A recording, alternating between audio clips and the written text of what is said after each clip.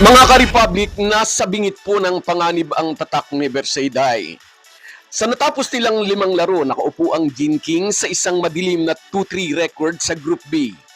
Number 5 position yan. Mamayang gabi, sisimulan ng Hinebra ang pagbangon na hindi magiging madali dahil laban po ito sa Blackwater na may mataas na kumpiyansa sa ngayon. Kung ayaw ng Hinebra na magbakasyon ang nakalubog sa puwitan ng team standings, dapat nilang maitaob ang bossing mamaya. Ngunit paano babasagin ni Team Ko ng mataas na kumpiyansa ng Blackwater? Pag-uusapan po natin yan, pero bago ang lahat ay maglalambing po ako sa inyo na isubscribe ninyo itong ating channel at kung di masyadong makakaabala ay i-like at paki-share na rin ninyo. Malaking bagay po yan sa aming mga vlogger. Maraming salamat. Mga ka-Republic, noong July 24, nasaksihan nating lahat ang unang paghaharap ng Barangay Hinebra at ng Blackwater. Isa yung wire-to-wire demolition kung saan tinambakan nila ng 30 points ang bossing, 115-85. Pero sabi nga, huwag tayong sasandal sa nakaraan. Ibang Blackwater ang makakaharap ng Hinebra mamaya. Galing sila sa isang mural boasting na panalo kontra sa Phoenix, 106-100. At dito'y nagpasiklab ang kanilang Big Three, Cedric Berfield, RK Ilagan at ang import na si Kentrell Barkley. Sa kabilang banda, ang Hinebra ay galing sa masakit na pagkatalo sa huling Manila Clasico. Obserbasyon po ng mga fans, isang Hinebrang walang puso, kulang sa energy at walang sense of urgency na kupunan ang humarap sa kupunan ni L.A. Tenorio. Dapat na nilang maibalik ang gigil na manalo mamaya sa alas 7:30 laro. Dahil kung matatalo na naman sila mamaya, sugatan at dugo ang magbabakasyon ng barangay para sa FIBA break. Habang nasa bakasyon ay parang may daladala silang bigat sa dibdib dahil alam nilang nasa ilalim sila ng team standings at nanganganib na ma-eliminate sa playoffs. Ano ang adjustment na dapat nating makita na dapat ipatupad ni Coach Tincon? Dapat makontrol ang mga turnovers at mailagay sa ayos ang transition defense. Sa mga nakaraang pagkatalo ng Hinebra, partikular yung laban nila sa Rain or Shine, nagtala sila ng 21 turnovers na naging mitya ng mabilis na fast break ng kalaban. Ganyang panganib din ang maaaring dalhin ni na Cedric Berfield at RK Ilagan kung magiging burara ang mga pasa ng Hinebra para silang namigay na rin ng mga libreng puntos sa bossing. Pangalawa, kailangang ayusin ang sistema habang wala pa si Justin Brownlee. Explosive scorer si Riley Grigsby, pumutok nga siya ng 42 points sa kanyang debut game. Pero aminin po natin, kulang pa siya sa chemistry sa mga local stars ng Hinebra. Sa ngayon, nagiging isolation player si Grigsby kaya madaling basahin ng depensa ang mga half-court plays ng Gin Kings. Kailangang puwersahin ni Team Cone ang kanyang team na maibalik ang swabing ball movement at ang energy na nagpanalo sa kanila noong nakaraang conference.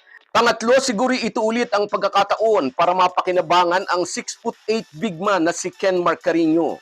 Noong una nilang makaharap ang Blackwater, nagpakita na si Carino kung ano ang kaya niyang gawin. Nagtala siya ng 11 points and 7 rebounds. Ngayong gabi, ang mahabang wings pa ni Carino ay tiyak na gagambala sa inside play ng Blackwater. Isang bulldozer sa shaded area ang bossing import na si Kentrell Barkley. Mahilig siyang mag-drive sa loob o mag-seal in, kaya nakakakuha siya ng mga fouls. Kung itatapat na mag-isa si Japet Aguilar sa kanya, baka maagang ma-foul trouble. Kaya kailangan ng presence ni Carino upang magdalawang isip si Barkley. Ganon din si Cedric Berfield. Makalusot man ito sa first line of defense, hindi yan basta-basta titira kung ang sasalubong sa kanya ay isang player na kilala sa kanyang depensa.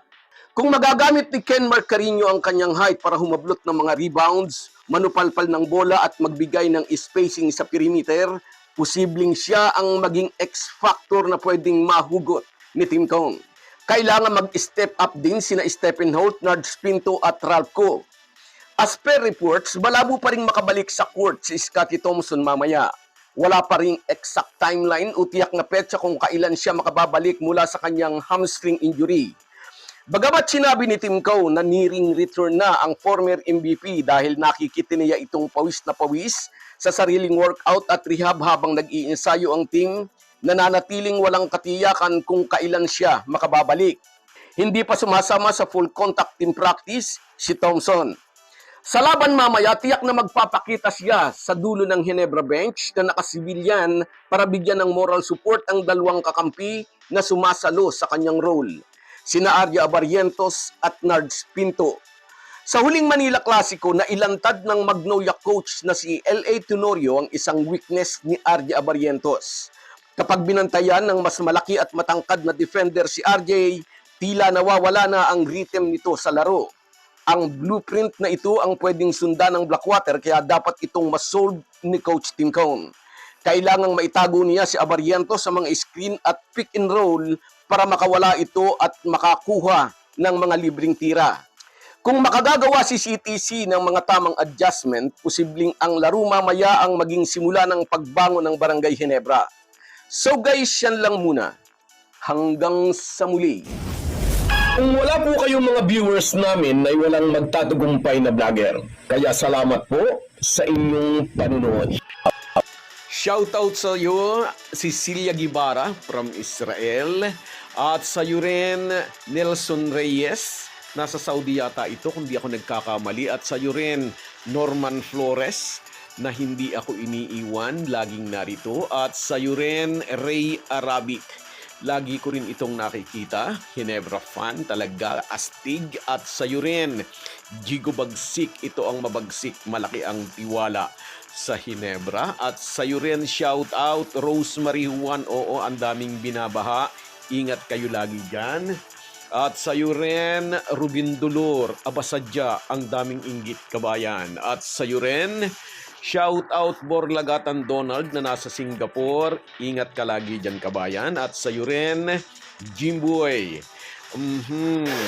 Ganun daw talaga ang mga talangka. At sa iyo rin, Barako Mandirigma. Salamat sa inyong lahat. Kahit gaano po tayo kabisi, ay huwag po nating kalimutan ang ating buhay espiritual.